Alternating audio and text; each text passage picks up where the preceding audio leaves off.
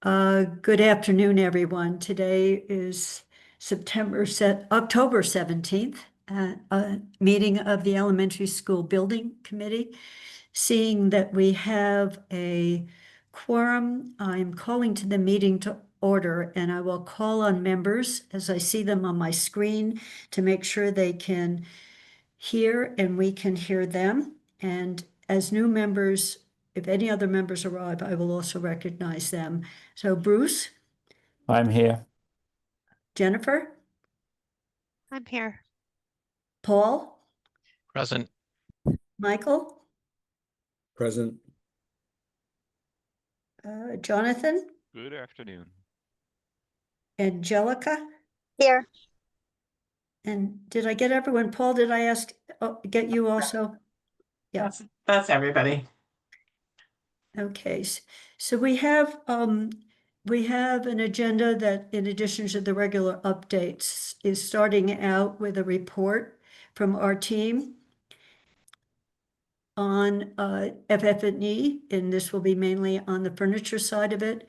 And second, as everyone I think knows, is we have a discussion of the ongoing discussion of the playground surface. Then we have regular construction update, invoices, and public comments. So that is we're expecting to have a reasonably lengthy or more involved discussion on the playground subsurface. And Margaret, I think you're prepared to go on FF&E, is that correct? You and Donna, your teams, yeah. So if we're ready to go, I'll start in. And so, just 1 second. I see Alicia has joined us. Alicia, okay. I just want to make sure you can hear and we can hear you. Yes, I can. Thank you, Kathy. Okay, thank you. Go ahead, Margaret. So, I believe we mentioned at the last meeting a month ago that, while the construction has been going on, the finalization of the furniture and technology procurement has restarted and is being finalized. So we're here to give you an update today. And I want to give a huge shout out to the Danisco and team, along with their furniture consultants, Tefura, have done a lot of work on the furniture. You all might remember that in the initial, during feasibility, we established, actually, I see Deb has joined, Yeah. Kathy. Yeah, I just saw Deb too. Deb, just let us know you can hear and we can hear you. Okay, sorry I'm late. That's okay. We got you. So, I'm trying to remember, I believe the project budget was finalized, the total project budget that's the basis of the funding agreement was finalized in 2021. So in order to do these projects, you have to start, back at that beginning point to set budgets. And there's sometimes the market can change for these budgets. So in kind of re-upping this process and going through the detail of the furniture, we are seeing an uptick in the cost of the furniture, which I'm going to summarize for you. But I thought I would start by having Donna and Tim talk a little bit about the process they've been through. And I'm going to share a document that Donna and Tim shared with me this morning. And Donna, it's a working document, which I think is kind of interesting because it allows you to see the work they're doing. And we're not going to look at every page here, but Donna and Tim, could you talk about the process that you've been through with the district? Can everybody see this image, which has two renderings on it? Yes, it's up. Sure. Okay. Tim, I guess I can start and you can jump in. This document that Margaret's sharing was for finishes and making sure that with the colors that we're picking along with the colors of the building. So it kind of gets exciting. You also see a bunch of to-dos and lots of notes on it. But if you want to just go to Next page, this just kind of shows the process. Just you can just keep scrolling, I guess. We talk about the finishes as they relate to the furniture and the materials of the floor, the walls, pretty much floors and walls. And then for each space, what you're seeing is a layout of the space, typically in the upper left-hand corner, and all of the furniture that has been discussed, included, has now since been eliminated based on budget. And so this is the process, and this will really give, it's mostly for the user, it's mostly for the teachers in the school so that they can see exactly what the furniture looks like. So not only in plan, but what they're actually getting. And we've gone through a series of value engineering. We've gone from a cantilever chair to a 4 legs chair right there. We've talked about a nice chair for the teachers to sit on the rug for morning meeting. Now the one has an X or a line through it, the one on the far right. It was an expensive chair. Once we figured out how much it cost, we were like, no, not worth it. We'll just use another chair. So you can see there's been a lot of conversation around want versus need versus cost. So this has been the process and how we've arrived at where we are today in the budget. We have a few more outstanding questions, but we had to have pencils down just because Margaret will share the schedule with you shortly. But this clearly just shows everyone so that they know what to expect when they walk in their room. So, I mean, I love this document because it's kind of shows you what the what the work looks like. So what I want to toggle to, so they've been doing this work, which has sort of culminated in a revised construction procurement document, and some furniture was added as some of the process. And as Donna noted, some furniture which came in at a higher price point has been with the school's agreement, they've substituted for a low price item. So this is kind of the overall summary of where we are. And I'm outlining it this way because there's essentially 3 separate procurements. And in fact, the furniture procurement itself has several different pieces. So Simone is not here, is on vacation, and will be back next week, and we'll be collaborating with Simone and Bob to do this. But just to go back to these numbers, this is the original furniture budget that was in the funding agreement, low those many years ago. This is the current estimate. You can see it's a bit higher. The design team typically includes a contingency in their estimate. So their estimate of including a contingency is 2.4 million, which means that if the numbers came in at that level, we would be over by a little bit less than $350,000. And you can see the technology budget is actually coming in a little bit less, and the equipment budget is mostly an allowance at this point while those items are being finalized. But to me, I'm kind of looking here at this final column, which is what is the delta without the contingency? And I think what, this to me is a kind of classic case where we will be recommending to the municipality that they use the contingency. We have about $8.5 million of combined contingency, owner's contingency, construction contingency. That includes the bid savings, and that's after the change orders that have been executed to date. So I think this is what contingencies are for. I'll also comment that I think in addition to the fact that the detailed design has added some furniture, I also think the market's gone up quite a bit. And it was interesting. I think it was at the last MSBA board meeting, they announced some coming changes to funding for future projects. And they actually raised their cap on reimbursement for furniture and technology quite a bit. And I think that's reflecting the marketplace. It won't affect, that change won't affect this project because our funding agreement was signed a couple of years ago.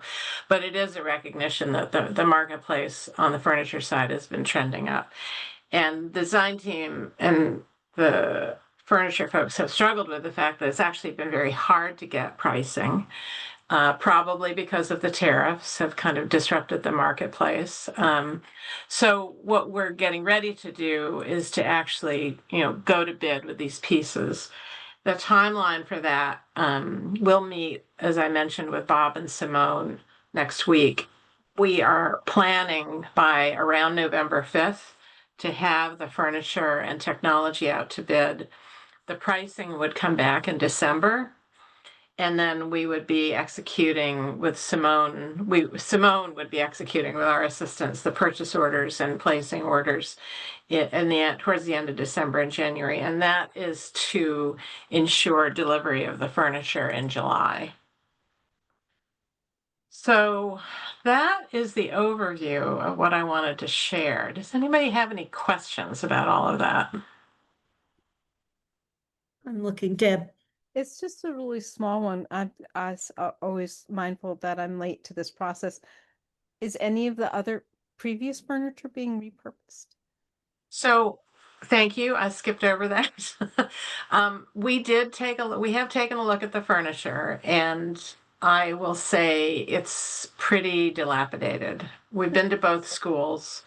I don't think we've got Allison or Tammy here, but I did talk to both of them in visiting the schools. And I will say anecdotally that I'm pretty sure that I saw the chair that I sat in third grade in 1965 in one of those schools. So it's a good point, Deb. We actually don't want the stuff to end up in a landfill, but I couldn't in any good conscience recommend that any of this furniture is reusable in this situation.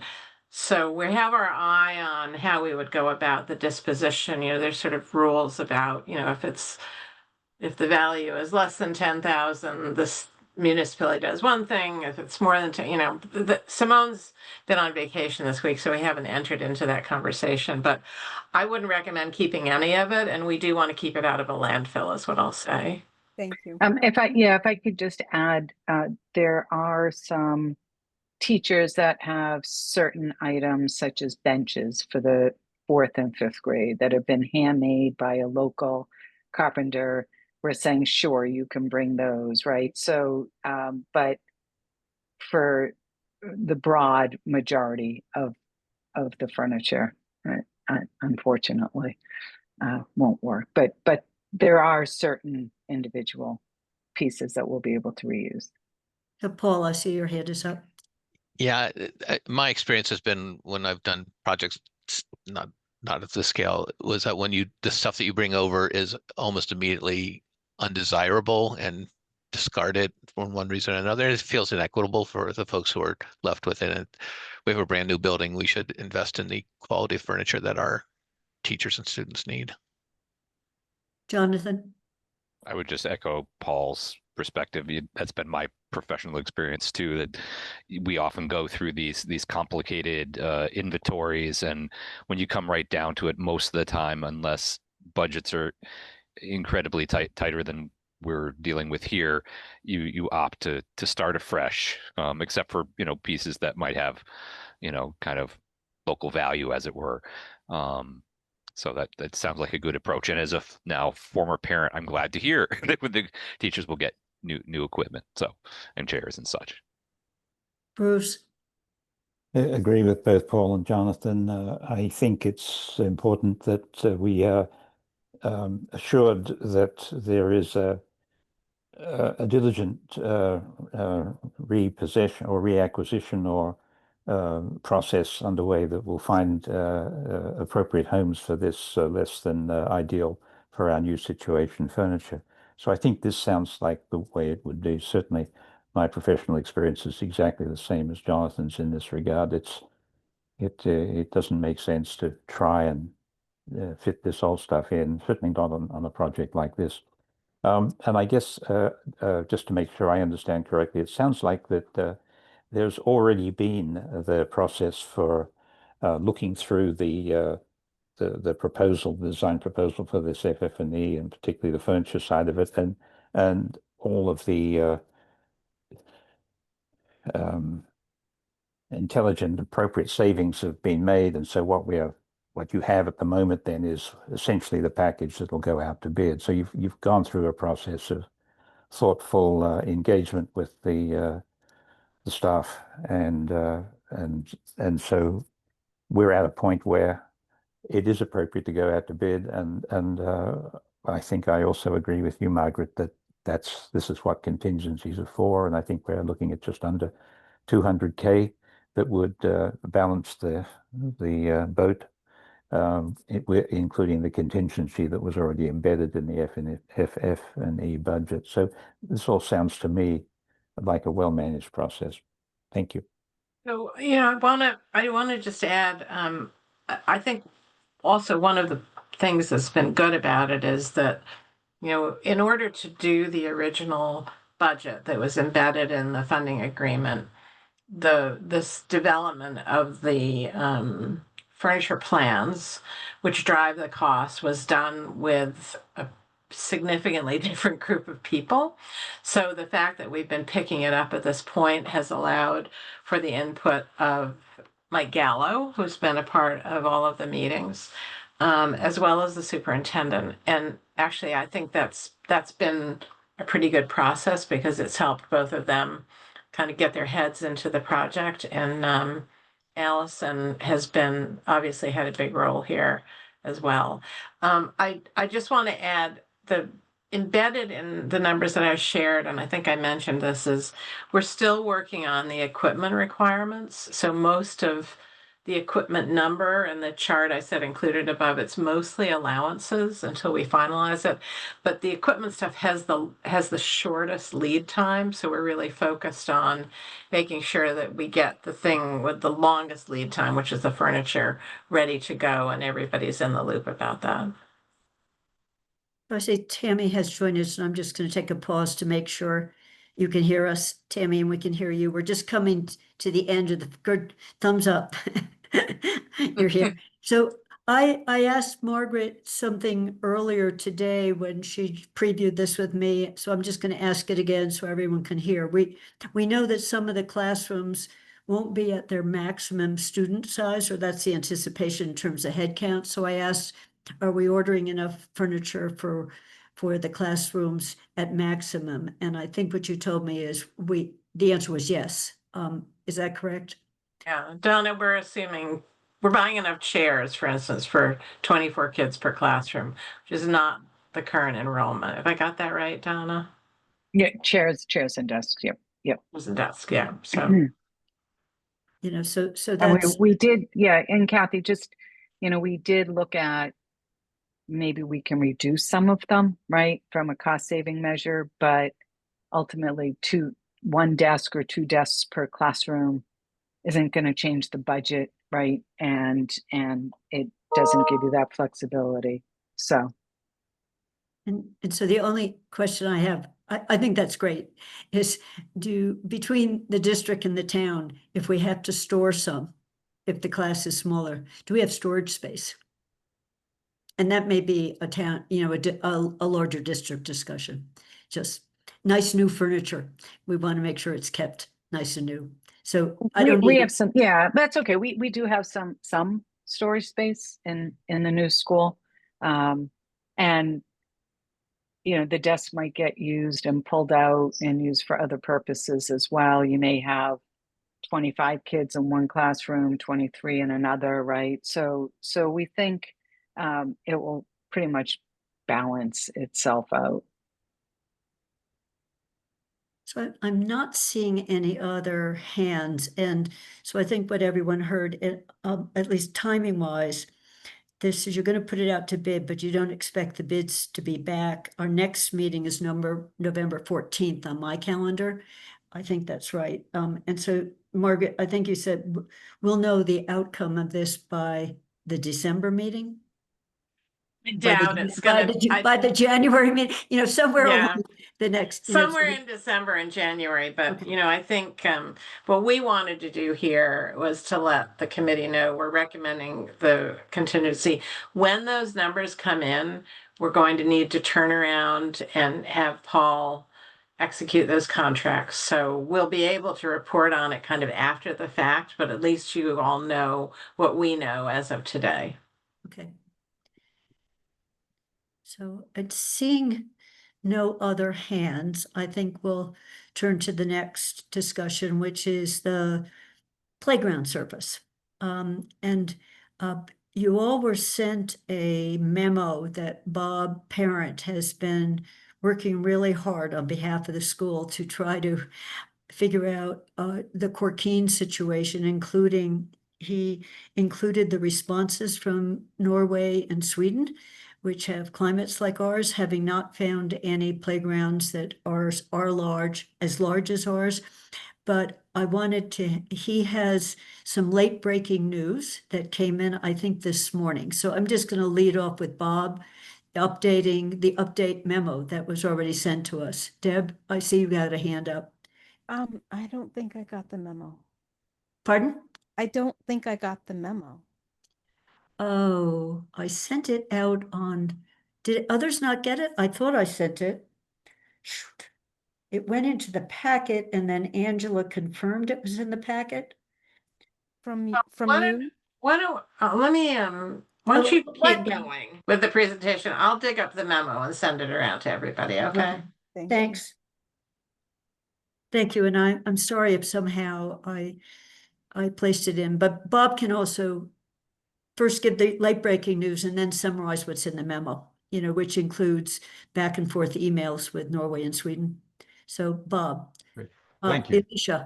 Alicia's hand is up. Thank you. Sorry, this is not super important. I do have the memo in my email, but I do not see Deborah listed on the CCs. So Thank you. I'll get it to you, Deb, while we're talking. Okay, so Deb, that's Kathy typing names too fast or inaccurately. So Bob, and Certainly. if you want to, the screen share is available if you want Sure. to, or you can just talk. Will do. I will share in just a moment, and I won't, assuming most of the building committee members have seen the memorandum, I won't go through it in any great detail, but certainly feel free to ask me questions. I do want to say, since the last building committee meeting, I've had a lot of interaction with Ameren and the firms that they work with, and it's actually been a very open and very forthcoming discussion on all parts. So it's been very productive, and that discussion is all of what is summarized in my memo. My memo spoke to the primary concern that I had, which was warranty and what the Corkine manufacturer Ameren and their installer were willing to offer for warranties on this product, and how it compared to the standard warranty for a rubber product, as well as it compared to the standard warranty that. Now I'm screen sharing. Let's see if I can get the right thing on my screen now. You're seeing the wrong thing, presumably.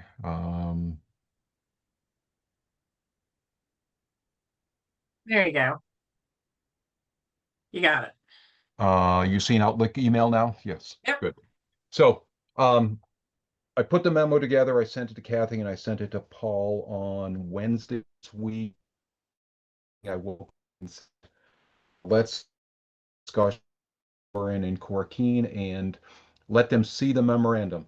And give them an opportunity to respond to the memorandum, correct anything I might have misstated, as well as provide any additional responses. And we had one more back and forth over the day yesterday where Ameren spoke up and said that they thought they met the same warranty that is customary for the rubber poured in place product. I shared with them a warranty that Danisco had provided to me from a company called Surface America, which is one of the companies that do many of the poured in place rubber installations, and shared with them that in fact it was a 5-year warranty, actually with proration beyond 5 years. And they thought about it, and at 11:30 this morning they sent me this email. And basically what this email says is that they will in fact provide a 5-year warranty on the materials and the installation. They have a number of maintenance and inspection related requirements, which aren't that much different than poured in place rubber. Many communities don't necessarily pay attention to those requirements with poured in place rubber because it's a more forgiving material. But if you read the warranty, many of the words are very similar to what you see here. The one thing that did catch my eye, and I called them shortly before this meeting to get a clarification of what it means, is if you look down at their 5th bullet where they talk about resealing of the surface. I wanted to understand what that meant. I didn't know if that meant, you might recall that Corkine has 2 layers. There's an upper layer and a lower layer, and the upper layer really is not the fall protection layer. It's basically the layer that binds everything together with the fall protection material being located below that layer. My concern was that they might be saying that that had to be replaced every 3 to 5 years, and they said, no, that's not the case. What they're referring to here is basically a application typically sprayed on of a thin down binder material. Thin down material that is what is used to bind all of the material together to start with, and it's typically surface applied. And it would be, estimated cost, they said $1,000, $2,000, something like that, which was kind of roughly what I would guess it would be as well. And the reason for that is Corkine, on a plus side, is an organic product. As a result of being an organic product, it breaks down more readily than a rubber product. And therefore, maintaining sort of the coating that was originally installed on that cork product is more important than on rubber products. They indicated that they've seen this on the rubber material in the past. I haven't, but that may be the case. But bottom line is it's not a very big deal.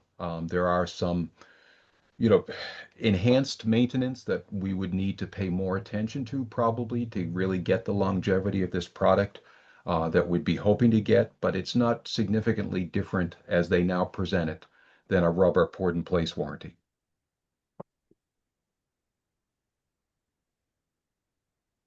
So I think we could take this down and then Margaret, we can forward this to everyone as well. This, as you can see on the date on this was at 11:30 this morning.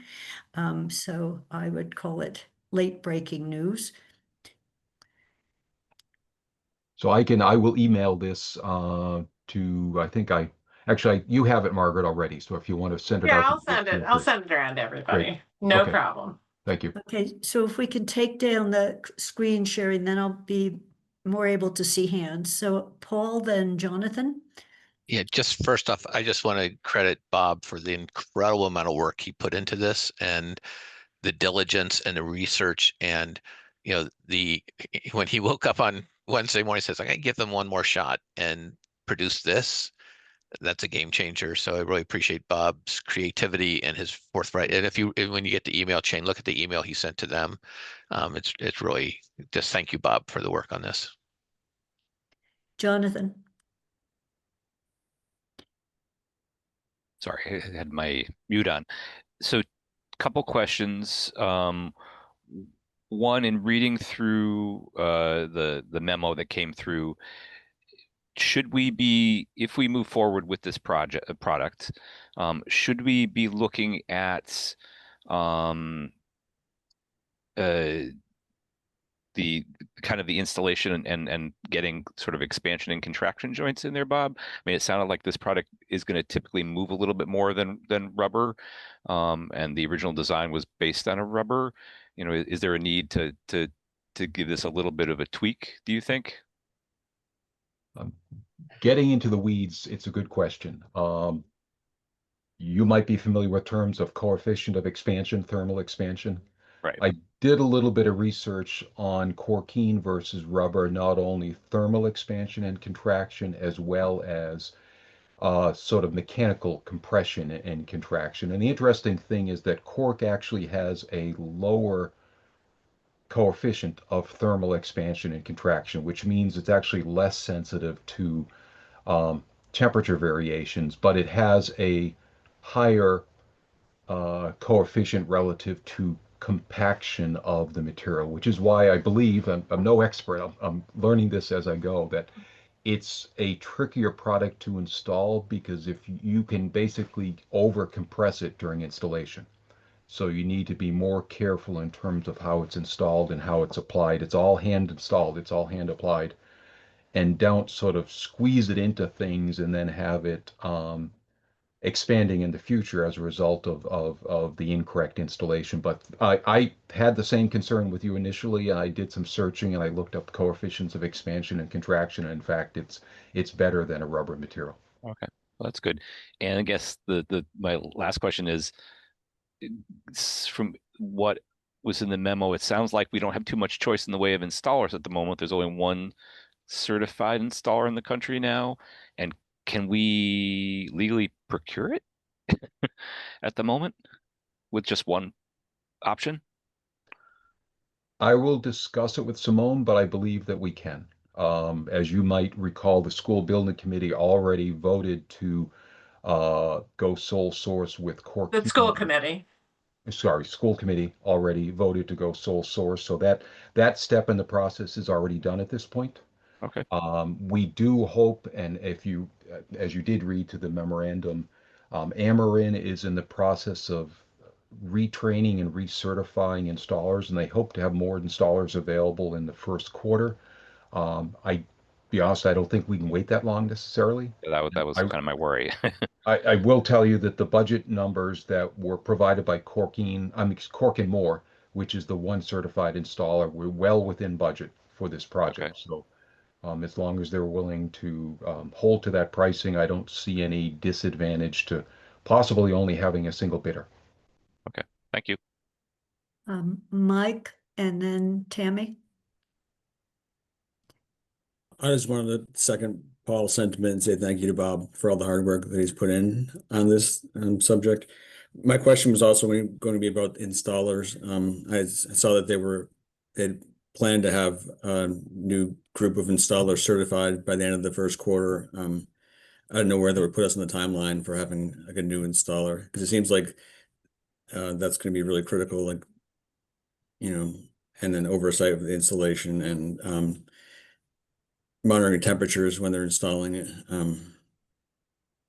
So I'm not sure if that will be an option using one of the new installers. It seems like it might not be. For what it's worth, I actually called several of the references or the locations that have been installed by Cork and Moore. The good news is they were extremely happy with the work that Cork and Moore had done. So that was good to hear. One of the bits of advice that I received from the facility director in Easton, Mass, when I went down there and spoke with him, and I think Danisco, I know Rick has some experience with this gentleman, and I'm blanking out his name right now, but is that the town most likely go through the same training that the installers go through. So I know exactly what they are required to do and how they're supposed to do it and how it's supposed to be watched and so on. So, that would be my plan to know as much as they know so I can keep as much of an eye on it as necessary. Tammy. Yeah, and thank you, Bob, for doing this work. It's really incredible. But one of the things I noticed in the memo that I received is it talked about appropriate footwear, foot attire. And it really made me think about our students with mobility issues and may need to use a walker or wheelchair on this surface. And I'm wondering if some of the places you contacted and have been working with had talked about this or discussed in terms of the wear and tear of the Corkine. The response, I did not specifically bring up use of wheelchairs or walkers. Obviously, the main reason that we're using this product is to provide that accessibility that is necessary to use those items. The one comment I did get regarding wearing issues was, I believe, either from the gentleman from, it was Norway, I can't remember, Norway or Sweden, where they did say in one installation they did have some issues around a spinner device. where they had, you know, a lot of intense activity in a very small area, but other than that, they had no issues in the 5-year history that they had with this product. And that's it across the world, as far as I understand, 5 years that this product has been out there and has been being used. So that's what I heard. Deb? I'm just reading the memo now, and the part that says one installer indicated cracking can be a concern at larger installations. How does that make sense in terms of what you were saying about the expansion coefficients? Or do you have any insight, Bob? And yes, thank you so much for doing all this work. Do you have any insight into what the size of the installation has to do with cracking? I would have initially thought it was related to the expansion and contraction, because the more, you know, the more area you have, the more basically it's a certain percentage that things might expand or contract, and the more, you know, the longer something is, the greater it is, the more physical distance that you might see in expansion and contraction. I don't know if that's the issue, or I don't know that the larger the location is, the more tendency you might have to sort of have a cumulative effect of maybe over compaction as you're installing, and therefore it has a greater, you know, net impact. I don't know. Would Yeah. would putting brakes, I mean, I'm way out of my league in this, but I'm just wondering if putting brakes in like segments of the installation would mitigate that? It's a possibility. It can get into a question of what those breaks really, it's concrete sidewalks. When you pour concrete sidewalks, you do two different types of breaks. You do, you know, typically every 5-foot sidewalk panel has a troweled joint in it, and then every 5 segments you typically have a gasketed joint in there to deal with things like expansion and contraction and shrinkage and things like that. Yeah, it would be interesting to see over time how some of these things play out. I wouldn't think that that necessarily has much of an effect as it might have of like physically making the area smaller. And that's what the town of Easton did at their playground, is they had 6 or 7 different separate locations that in total added up to square footage similar to our project, but each one of them was much smaller. That said, for us to try to do it at Fort River, it would be a complete redesign of the playground to do something like that. Thank you. Bruce? I was so absorbed by what Bob was saying that I forgot my question, but I think I know what it is now. We have one installer available, it seems, and this is the Cork and Moore from Wisconsin. Is that correct, Bob? No, Cork and Moore is from Dallas, Texas. Oh, okay, even further away. The concern that I would have, of course, with a remote installer for a project of this, I mean, for a contract of this small size, is that they're coming from so far away. I think you were contemplating that there would be some kind of performance bond to allow for, or to give comfort, or basically just make it responsible for us to make a commitment to such a remote organization, contractor. Is the what you reported earlier, that the budget or their bid or their estimate, or I don't exactly know what you've asked them by way of a price. I assume it's not a bid quite yet, but their budget seems to be within ours. Does that include a performance bond? Are you expecting to ask for a performance bond for this to make sure that the warranty? My concern is that all of this is so new. These people, there's so few of them. We're very vulnerable. It would be good not to have to depend on the warranty. It would be better to be able to depend on a sum of money that's been deposited to take care of a certain amount of future contingency maintenance, so forth. Is that part of what you've been discussing and agreeing with Cork and Moore? The standard warranty that you see on construction projects and are actually required, depending on the magnitude of the project, is performance bonds and payment bonds, and we'll be requiring both of those. The payment bond is to assure that subcontractors get paid, and performance, is that the product performs. The standard duration of that bond is typically 1 year. I did ask initially about an extended duration for that, and they were unwilling to provide that. So what they've offered at this point is a warranty. It's a legal assurance that, if they chose not to honor it, we have a binding document that we would have to then work with counsel to enforce, but we would not have the financial assurance backing it up.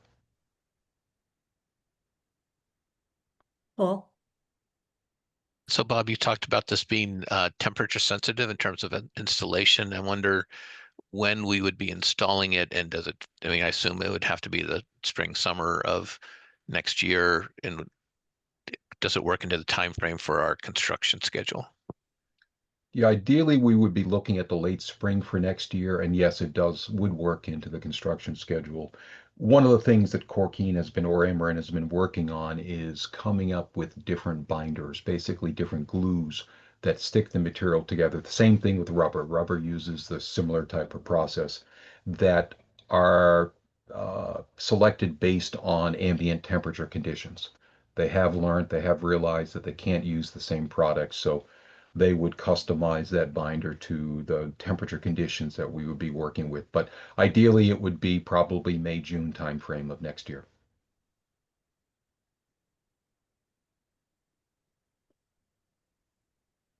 Not Actually, I had a question and Deb already asked it because I think it was Norway, Deb, that talked about larger surfaces, you might have these issues.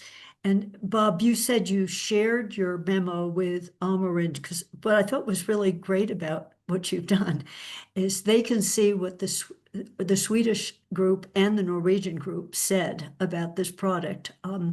And hopefully that's information that's useful to them in the US-based team as well.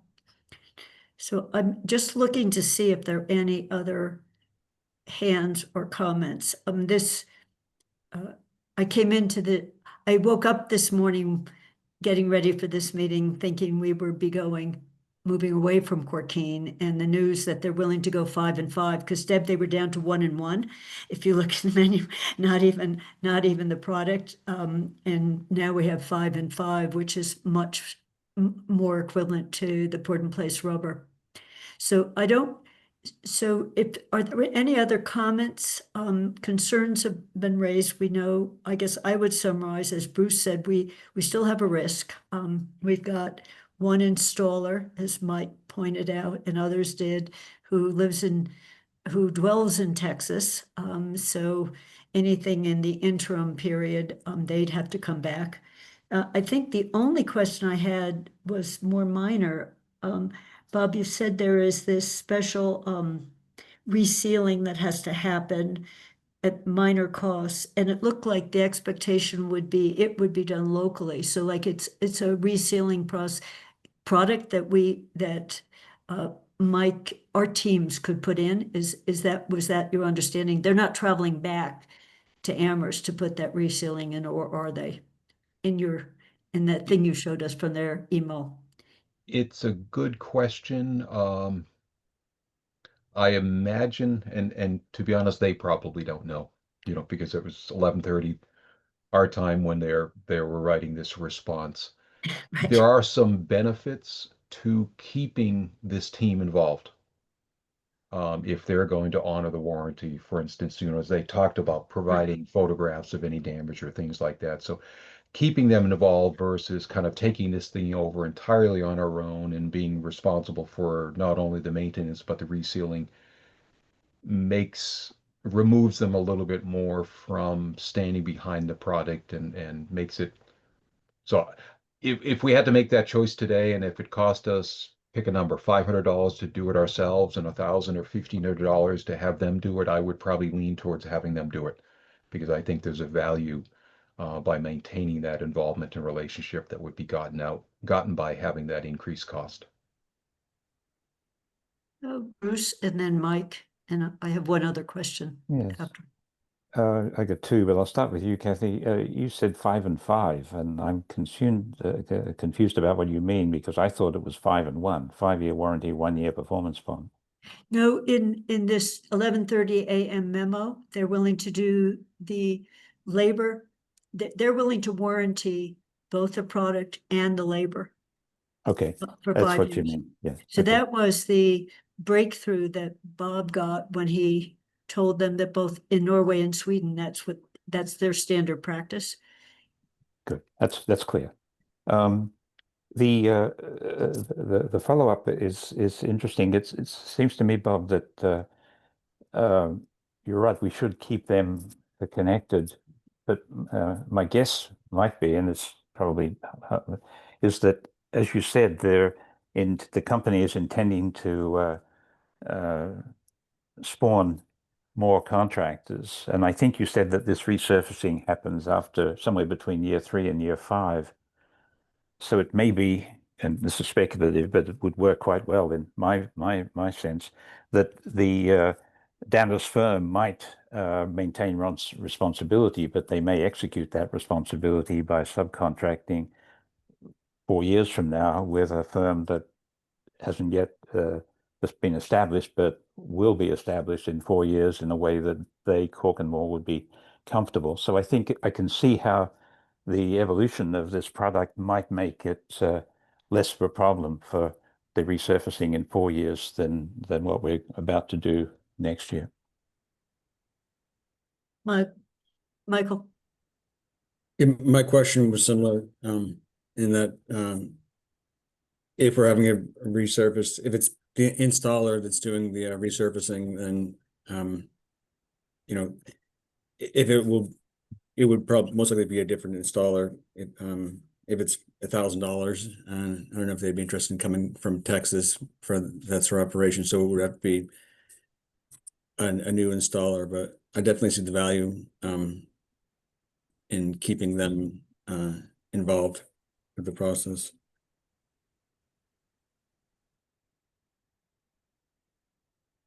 I'm not seeing any other hands up, so I'm going to ask a question that I know Alicia will have a reaction to.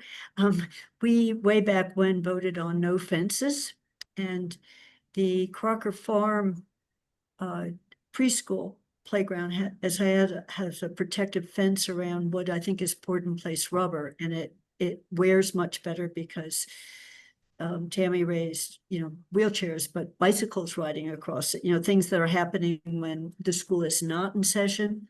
Should we, and I don't need an answer right now, should we think about revisiting that to make the playground somewhat more protective? Maybe not, but, think all the way around it. So it's a question. And Deb, I know what happened in the regional school track installation where we thought we had a protective fence and people climbed over it and damaged the track while it was being built, which was a really, a vandalism kind of occurrence. So I'm asking a question about fence. And I don't really want an answer right now, but I just wonder if by the next meeting we could get a pro and con of that, and whether it was a fence with a gate or just, open toward the school or something that would be more protective.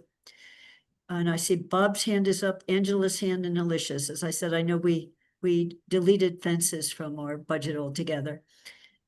So Bob, can I call on the two committee members first, or yeah, Angelica?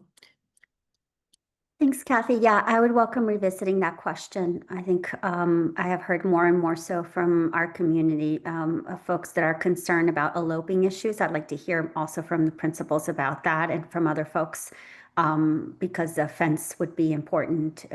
Making it more like a gate would be great, but I would love their input on how to best approach dealing with the risks that just an open playground poses for our learners with special needs. Alicia? Thank you, Kathy. I'm okay with revisiting the question, but I think my proposal that I hope we would consider then again is some other kind of barrier that is not a fence. Because I do not like the idea of imposing other systems that are very similar to the school to prison pipeline, which we already have. So is there something else we can put there that would create a barrier that's not just a chain link fence? And so I hope that we can talk about that in the discussion as well.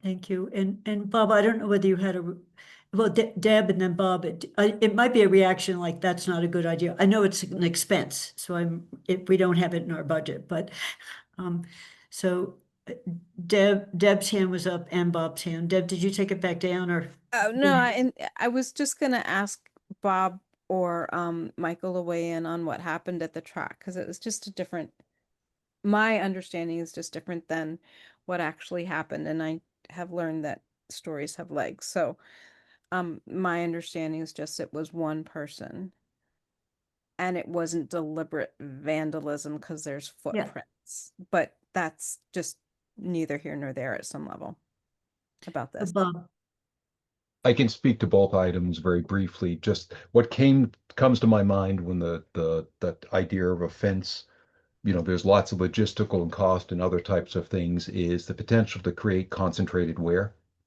which we really want to avoid. We want, people to be able to get onto and off of the playground surface in as many different locations as possible versus trying to funnel everybody over one location. Many, many years ago, I learned that when I worked in a golf course project years and years ago, that they build cart paths such that they deviate away from the green so that not all the carts leave the cart path at the same location. And the same type of concept is if you concentrate access, you can create problems. And then briefly on the track and field, it's if you get a chance, take a look at it today. They are finishing up the striping of the track as we speak, so it looks like a track. I think, Deb, as you reported it's pretty accurate that as best we can tell, there was one individual that got on to the base surface of the track and probably was walking, doing laps around the track. I do it myself. I live not far from Mountain View School in East Hampton. I do it at night sometimes with no lights, and may have gotten onto the track and wanted to get some exercise. And because it was 6 or 7 rotations around the track surface. And in hindsight, the contractor probably could have done a little bit better job securing the site. And after that happened, they put up plywood barriers and other types of things to make it really clear that people shouldn't be on the track. But Okay. that part of it is all behind us because once the line striping dries, we have a final track surface. So I rescind my mention of the word fence with that, I can see that, just trying to be protective. So any other thoughts? And I think, the way the agenda item was a potential vote to move forward. So are people, is the committee at a point where they are prepared to vote? And if so, someone should make a motion. Jonathan or Paul? Jonathan. I'll do Jonathan first, Paul, and then you. I just have a logistical question. Go ahead, Paul. Do we Okay. have to vote? That was Didn't we my already? question. Okay. What was that? We already voted once for Right. Corky, Paul, so Right. maybe it is, we don't have to, maybe it's just a nodding of heads. Jonathan, is that what you were gonna say too? Yeah, I was going to say the same thing. I think if we were going to deviate, I'm not a parliamentarian, but I think if we were going to deviate, we would need to take a vote. But I think if we're staying the course, we can probably save ourselves the time. So is that all right with everyone? Then if we're staying the course with Corkine, then we're telling Bob and team to secure us a contract and with these kind of warranties in it, and to say we may be pioneers, but the school is a pioneer as well. Or experiment may not be the best choice of words, but anyway. Any other comments? And Bob, a huge thanks for, I think you're sharing the memo with them, kind of said, if you want to get into the US market, you ought to be at least at the point of warranting where the Scandinavian market is, which was a good movement of the needle. That's great. So the next item is invoices. Oh no, construction update. Ksenia, I almost forgot. Our building is going up even as we speak. Oh, details. We're only building a building. Yeah, I'm gonna give it over to Connor to present the screen, and Tim, well, I assume, thank you, Tim, run through the story of what we have.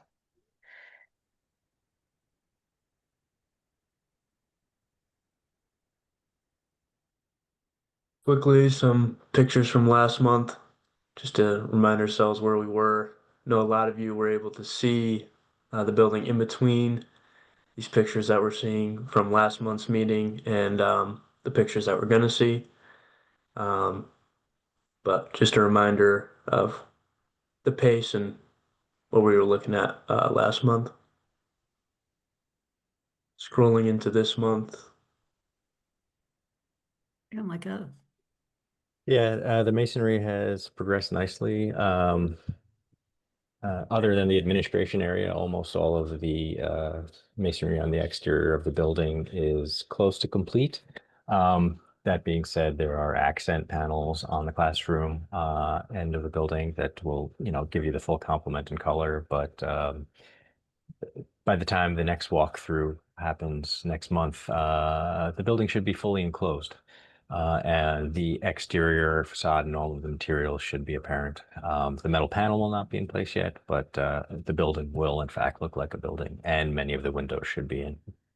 You're looking at the south side here, but on the north side, those windows are already going in, as this photo shows you. So here you can see everything other than the accent panels in terms of the colors that will be used on the facade. And then where you see the white and the wood around the kindergarten classroom, there's still some colorful metal panel there too. But the full complement of masonry materials are installed on the north side, as this shows. And then here we are in the library, looking north. That view that you see through the large window on the north side of the library is largely as it will be when the building is completed, because you're looking at the existing playing fields, which will be where the reworked playing fields will be located. And here you are on the right side looking, where there will be a wall, but the rooms beyond are the art and the STEM rooms.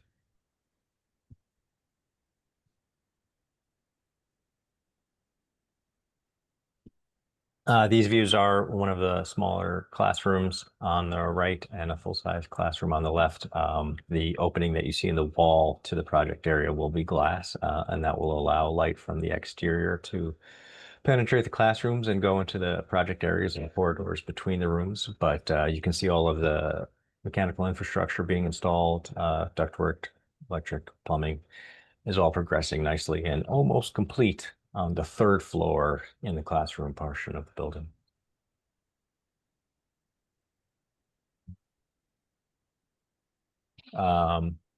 Here's an installation of looking out from the library towards the gym. And that is stair A that connects the lobby to the second and third floor, which is the third stair installed. So all of the stairs are installed now. You can walk everywhere in the building. And you can get a sense of how you'll be able to see through the spaces, how you'll be able to circulate through the spaces. And here you are on the left looking down into the gym from that stair that was in the last picture. There are windows in that stair and glass that separates the stair itself from the corridor in the library. So from certain areas in the library and in the corridor, you'll be able to see into the gym, and in a few areas you'll be able to see all the way throughout the building to the other side and light coming in the gym. This picture on the right is also stair A, looking through what is the cafeteria on the right and the lobby and front door in the center of the picture.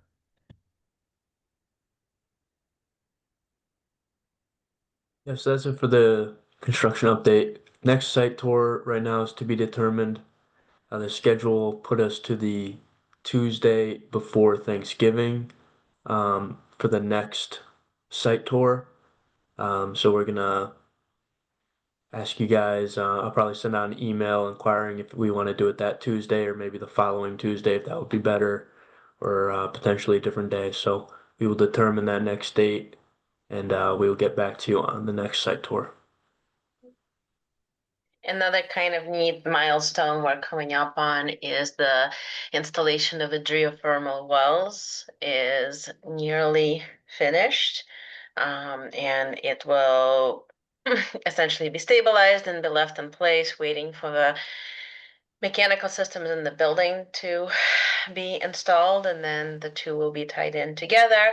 But that is another big thing that's happened outside. There's also some of the site work where the parking lot, where the drop-off loop will be to the south of the building, is now basically looks like a road. It's compacted, and we're even talking about some binder paving in the near future to stabilize the area before winter. So things are really coming together. I apologize. I need to jump to another meeting, but it was great to see you all, and happy Halloween. And I will see you at the next meeting. Thanks, Margaret. Thank you, Connor. I think you can take these down and I'll just see if there are any questions or comments. The one I would make is anyone who hasn't been on one of these walk around tours, they're great because you get to see it in daylight, and you get to see what you can see out of the rooms. It's the site is pretty spectacular. You can see that through that library window. It's, well, winter, there will be no leaves, but right now it's fall. So next is, I'm not seeing any hands, invoices. Switching tabs here to our executive summary. In our top left hand corner here, our roadmap ahead. Our green, previously invoiced, black, our current invoice package, and yellow, our current commitments. This white brick road here at the end, our contingencies. Contingencies and purchases that haven't been made yet, including the furniture, technology, and equipment that we discussed at the top of the meeting. Our invoice package for $4,303,742. It's 4.3% of the project budget overall. Brings us up to 43% of the total project budget billed to date. Going down to the cash flow, yellow line here is the current month. Green line here is the current invoice package. Green to the left is previous packages. Blue is our projections going forward. As always, our contingency over here on the right.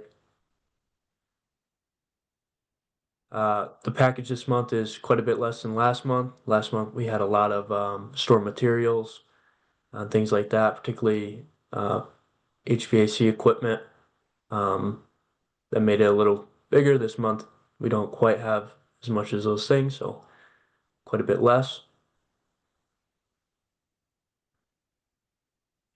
Moving on to the invoice package summary. Zoom out a little bit. This month we have 6 invoices, one from Answer/Censure, one from Danisco, one from CTA, 2 from Allied, and one from Milton Cap for the transfer switch. One for Answer this month is for $56,680, and that's 2% of our contract overall. 50% complete with 50% remaining. Nice even split right there. Danisco, their invoice this month is for that $65,000 that we see every month. It's 1% of their contract overall, bring them up to 80% complete and 20% remaining. CTA's requisition this month is for $4,119,007.55, 6% of their contract overall, bring them up to 43% complete, 57% remaining. Allied has 2 invoices this month, third-party testing agency. one for $8,503.92, and one for $4,550.63. It's 3% combined. It's 3% of their contract overall, 25% complete. Milton Cat, their invoice this month is for $50,000, 13% complete, and 13% overall on their contract. This is the first invoice we received for them. Just a note on the completion percentage for the general contractor CTA, 40% is by money, is in how much cash out the door, has gone out and is going out this month. They're a little bit more than that actually, and the difference is that we are holding at this point a little more than $1.5 million in retainage to incentivize a strong and professional completion at the end of a project. Moving on to the invoices backup. Zoom back in.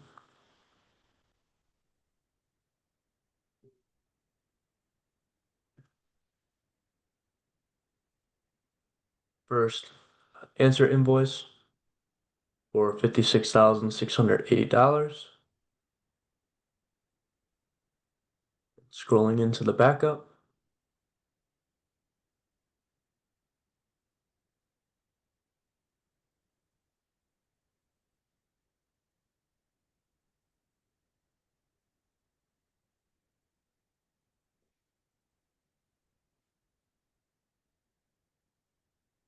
Now the Danisco invoice for $65,000.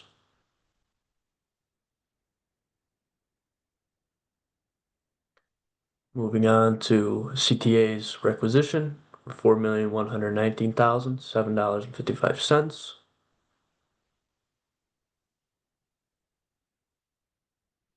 In the summary, work in place, column E, store materials stored this period, column F.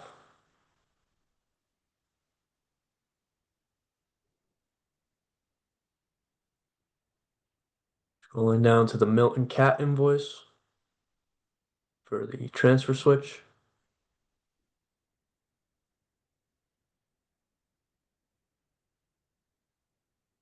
And the second page is just part of the first page, but it was scanned and became 2 pages. So it's there. Moving on to Allied Testing's invoices, the first one here for $8,503.62. And the second one here, 2 pages for $4,550.63. That concludes the invoice presentation this month. As always, we pre-reviewed these invoices and recommend them for your approval.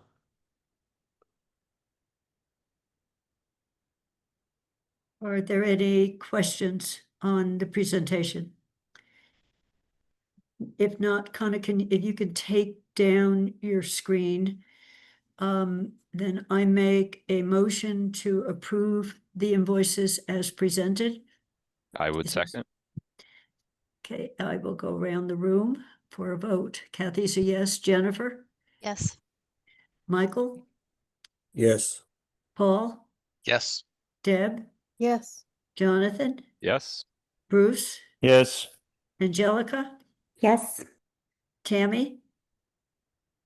I think Tammy texted me that I think she had to go pick up a child somewhere. Alicia? Yes. So it is unanimous for those who are here.